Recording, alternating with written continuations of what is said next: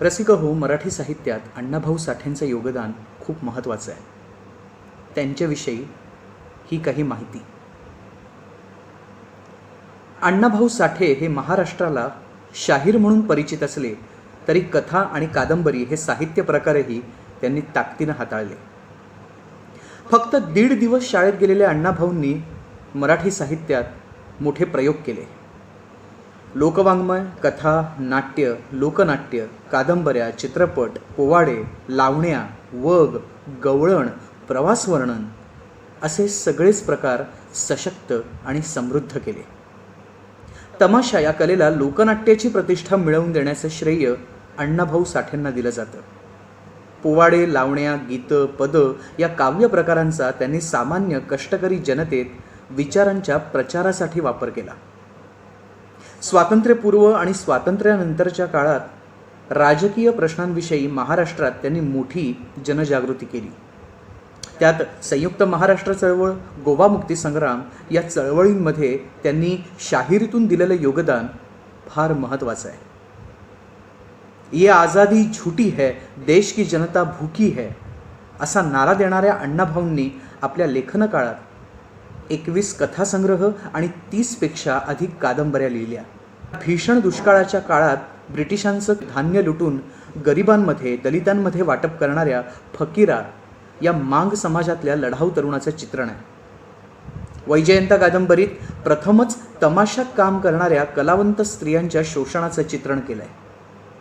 माकडीचा माळ ही भटक्या विमुक्त समाजाच्या जीवनपद्धतीचं अतिशय सूक्ष्म चित्रण करणारी भारतीय साहित्यातली पहिली कादंबरी आहे.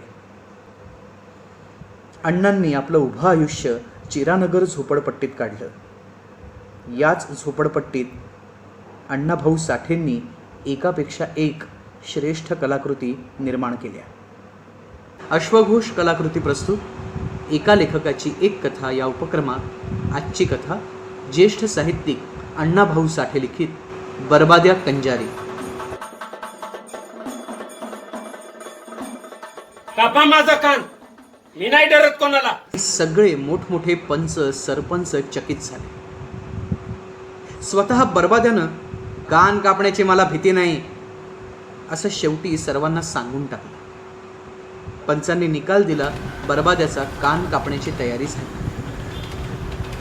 एका बाजूनं BBCI रेल्वे चर्चगेटकडे धावत होती आणि दुसऱ्या बाजूनं GIP कल्याणकडे पळत होती. त्या दोन्ही लोहमार्गांना जोडणारा एक फाटा अगदी जवळून गेला होता. अधूनमधून विजेवर चालणारी गाडी धावत येत होती. तिन्ही बाजूंनी रेल्वे असलेल्या त्या टापूनं हजारो लहान सहान झोपडी एकमेकांना खेटून बसली होती. त्यांच्या डोकीवरून टाटा पॉवर स्टेशनचे राक्षसी टॉवर डोकीवर विजेच्या तारांचे भारे घेऊन जवळचीच खाडी ओलांडून समोरच्या सह्याद्रीत शिरले होते. त्या टॉवरांची फौज त्या झोपड्यांच्या जवळूनच उठली होती. शेजारीच ती टाटा पॉवर कंपनी गुरगुरत होती आणि त्या टॉवरांच्या फौजेचे कूच पाहून सहज वाटत होतं, केवढं हे महान कार्य. देशाला वीज पुरवण्याची केवढी ही धडपड, केवढा हा त्याग. आणि डाव्या बाजूनं तुळशी तलावाचं शीतल पाणी सगळी उपनगरं मागं टाकून शहरात शिरलं होतं. दुसऱ्या बाजूनं तानसा आणि कांसा तलावांपासून येऊन प्रचंड नळ आपली धुडं ओढीत पुढे गेले होते. 3 बाजूंनी रेल्वे, 2 बाजूंनी पाण्याचे नळ, डोकीवरून टाटांची वीज आणि तिथंच खाली ती हजारो माणसांची घरटी ते सगळं पाहत बसली होती. सभोवती आधुनिक जगाची धावपळ चालूच होती आणि ती धावपळ पाहत ती झोपडी भेदरलेली होती. जिथं जागा मिळेल तिथं आणि जमेल तसं झोपडं बांधलं गेलं होतं. अगदी पेकाटाला पेकाट लावून झोपड्यांची पलटण उभी होती. तिथंच बरबाद्या कंजारी आपलं झोपडं बांधून नांदत होता. त्याची जमातही तिथंच राहत होती. तिथं नुसती कंजारी लोकांची वस्ती नव्हती, तर फासेपारधी, डबरी, भिकारी, डोंबारी, वडारी, बेलदार, घिसारडी, गारुडी अशा अनेक जमाती राहत होत्या. डांबरी कागद, जुने पत्रे, कुचक्या फळ्या, सडकी बारदानं यांचीच पालं उभारली होती. जे काही निकामी झालं होतं, ज्याची मुळी गरजच उरली नव्हती, अशा सगळ्या वस्तू आणून त्या कामी लावल्या गेल्या होत्या. आणि तिथं शेकडो नव्हे, हजारो माणसं राहत होती. जणू काय त्या निकामी वस्तूंच्या पालात राहणारे ते लोक आणि त्यांनी पैदा केलेल्या त्या सगळ्या वस्तू एकच असून त्यांचीही जणू आता कुणाला गरजच उरली नव्हती. तिथं पाण्याचे नळ नव्हते, संडास नव्हते. होतं ते फक्त दारिद्र्य, अंधार, क्रूरता, भेसूर अज्ञान आणि दुष्ट दुर्गंधी. सुसंस्कृत जग अर्धा मैल अंतरावर दचकून उभं होतं. ते पुढं जात नव्हतं, जणू त्याची वाट कोणीतरी रोखली होती. तिथं राहणाऱ्या कोणाही माणसाला या जगात कामगार म्हणून जगण्याचा मान मिळाला नव्हता.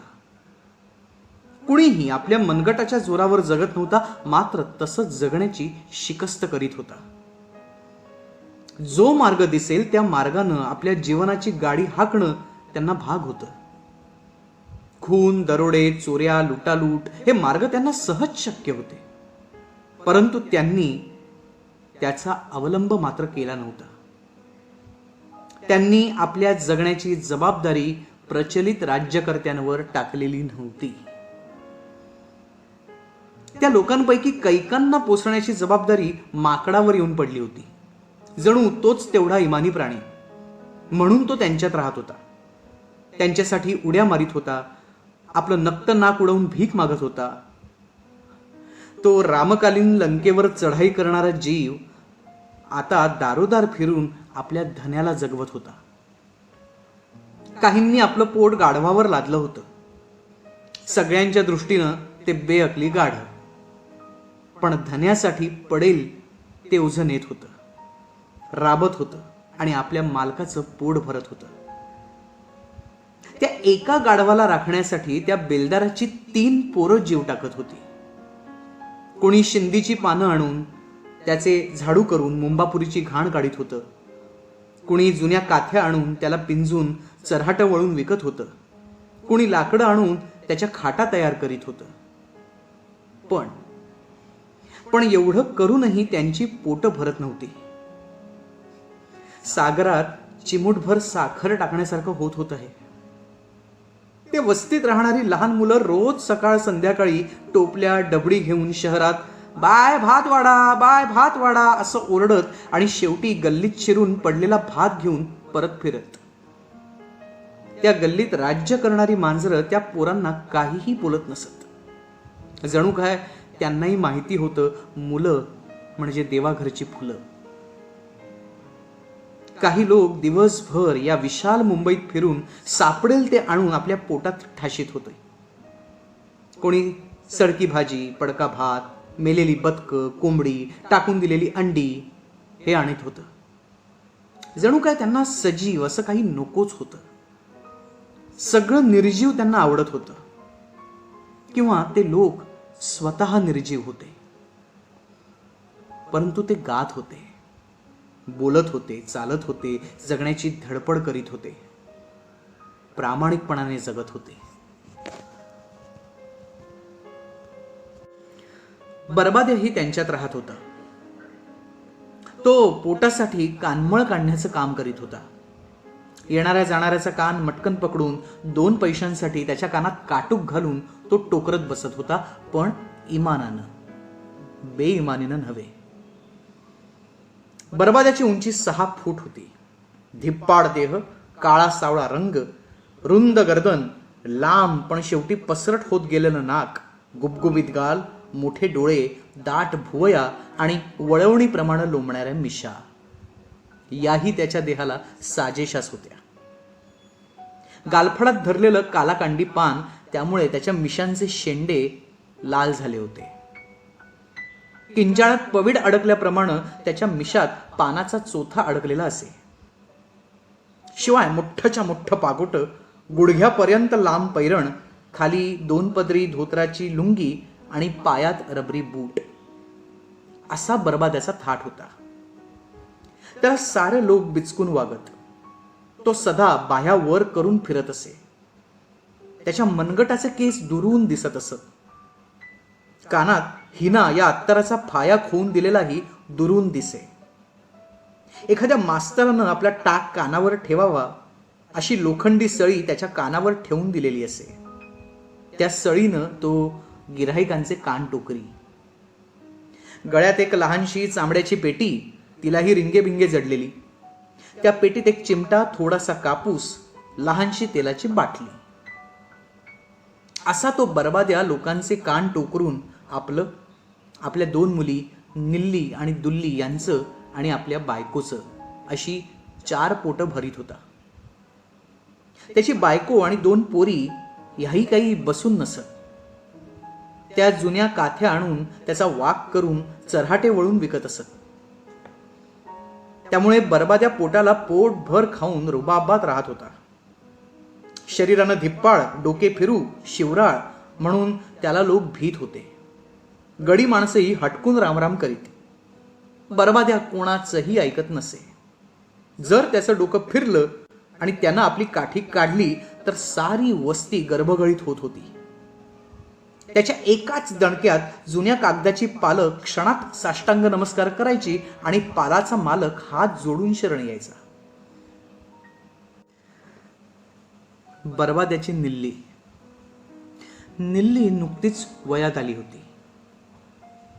ती तोंडात पानाचा विडा घेऊन मान खाली घालून इकडून तिकडे जायची. अगदी बेपर्वा चालायची. ती कोणाकडेही ढुंकूनही पाहत नसे. दिव्याला काजळी आल्याप्रमाणे निल्लीच्या ओठांवर पानाची काजळी जमत होती. तेव्हा तर निल्ली भलतीच देखणी दिसायची. बेकार पोरं निल्लीसाठी मरत होती, झुरत होती. कल्याणच्या हाजी मलंगला नवस करीत होती. त्यांची एकच मागणी होती, एवढी बरबाद्याची निल्ली मिळू दे. परंतु कोणताही देव त्यांच्या नवसाला पावत नव्हता. निल्ली डोळेभर दिसत सुद्धा नव्हती. पोरं गोंडा घोळत होती, पण निल्ली पान खाऊन फक्त थुंकत होती. आणि जर एखाद्या उर्मट पोरानं निल्लीची छेड काढली तर मग बरबाद्याची काठी बाहेर निघत होती आणि ती काठी त्या पोराच्या घरादाराचा बुकणा करत असे. एकदा दुपार झाली होती. सगळे लोक आपापल्या पोटाच्या पाठी निघून गेले होते. कोणी येत होते. ऊन धगधगत होतं. बायका चऱ्हाट्या वळीत होत्या. म्हातारी माणसं खुपटाची राखण करीत होती. लहान पोरं आई वडील येण्यापूर्वीची विडीची तलप भागवून घेत होती. कोणी छापकाठा खेळत होती, कोणी शिव्या देण्याचा सपाटा चालवत होती. सारी वस्ती भकास दिसत होती. तिच्यावर उन्हाच्या झळा घोटाळत होत्या. जणू ती वस्ती गरम गरम निश्वासच टाकीत होती. मेलेल्या कोंबड्यांच्या, बदकांच्या पंखांचे ढीग वारा विस्कटवत होता. पालांची पाखी लटलटत होती. लहानशी वाऱ्याची झुळूक त्यांना कापरं भरवीत होती. दारातले डबे उन्हानं तापले होते. जागोजाग असलेले राखेचे ढीग उठून उभे राहत होते. एखाद्या घळीत वाघ पडावा तसा बरबाद्या पालात पडला होता. त्याची बायको चहा करीत होती आणि निल्ली आणि दुल्ली तिच्या बाजूला बसल्या होत्या.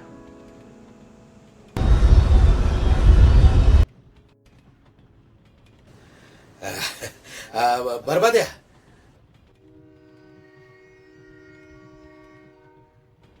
अरे काय म्हणतो रे? काय बोलतोस? अरे एक गोष्ट बोलायची होती. हा?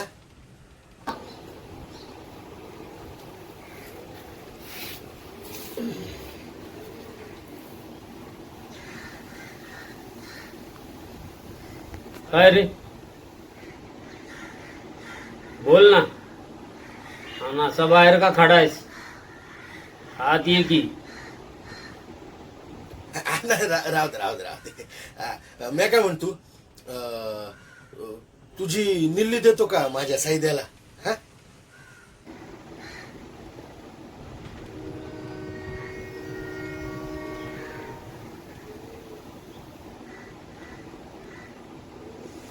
काय देणार? आता मी काय म्हणणार, तूच बोल काय घेणार ते. हे पाय 5 100 आणि अरे बस बस 500 म्हण. अरे पुढे बोलूच नको. अरे बोलू का नको काय की अरे निल्ली आहे का आरसी आहे? मग काय आलं, माझं साहित्य बी काय कमी नाही. हा अरे जा मोठा आलाय सायद्याचा बाप. सायद्या आहे का माकड आहे ते? हे बघ 200 देईन बस. 200 कबूल.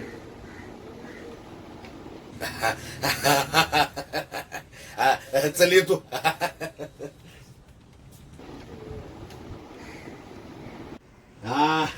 वा वा वा वा. अरे अरे अरे इधर आओ इधर आओ इधर आओ. अरे इधर आओ रे इधर आओ सब लोग. अरे बरबादाने त्याची निल्ली माझ्या सैन्याला दिली. सर्वांना पानपट्टी मिळाली. दुसऱ्या दिवशी जमात जमली, मोठे पुढारी आले. बरबाद्याला 200 रुपये मिळाले आणि दल्लारामचा हडकुळा, जळक्या तोंडाचा, बगळ्यासारख्या मानेचा भला उंचच्या उंच सैद्या नवरदेव झाला. हळदी झाल्या, लग्न झालं. तारुण्यानं बहरलेली, मोराप्रमाणे नाचरी, आपल्या सुंदरतेचा बेहद्द गर्व असणारी निल्ली आता दल्लारामची सून आणि सैद्याची पत्नी झाली. सासरी गेली. मुलीनं दिल्या घरी किंवा व्याल्या घरी मरावं हा नियम त्या जमातीला लागू नव्हता, तर मुलीनं दिल्या घरीच जन्मभर राहावं असा दंडक होता. तिथंच तिनं मरायचं होतं आणि तशी मरायला निल्ली गेली, म्हणजेच शेजारच्या पालामध्ये गेली. बरबाद्याची सत्ता मात्र तिच्यावर मुळीच उरली नाही. निल्ली नांदत होती, महिने येऊन जात होते. सैद्याला ताप येत होता. त्याचं शरीर खचत होतं, तो खोकत होता. त्याला झोप येत नव्हती. दल्लारामनं त्याला दवाखान्यात नेलं. डॉक्टरनं तपासून सांगितलं त्याला क्षय झालाय. कोरडी हवा मिळावी म्हणून त्याला बाहेर गावी पाठवा. परंतु दल्लारामला गाव नव्हतं आणि त्याच्याजवळ पैसाही नव्हता. मग सैद्या कुठं जाणार? तो झुरू लागला, मनाशी म्हणू लागला, आपल्याला क्षय झालाय, आपण आता जगणार नाही. बरोबर 6वा महिना उगवला आणि सैद्यानं डोळे मिटले. निल्ली रंडकी झाली. तिचं तारुण्य रंडकं झालं. तिची फसवणूक झाली. परंतु जरी नवरा मेला, जरी निल्ली विधवा झाली, तरी तिला सासऱ्यापाशीच जन्म काढायचा होता. जन्मभर तिला त्याच घरी राहणं भाग होतं. वाटेल ते करून दिल्या घरी मरणं भाग होतं. मग ती काय करणार? जमातीचा नियमच तसा होता.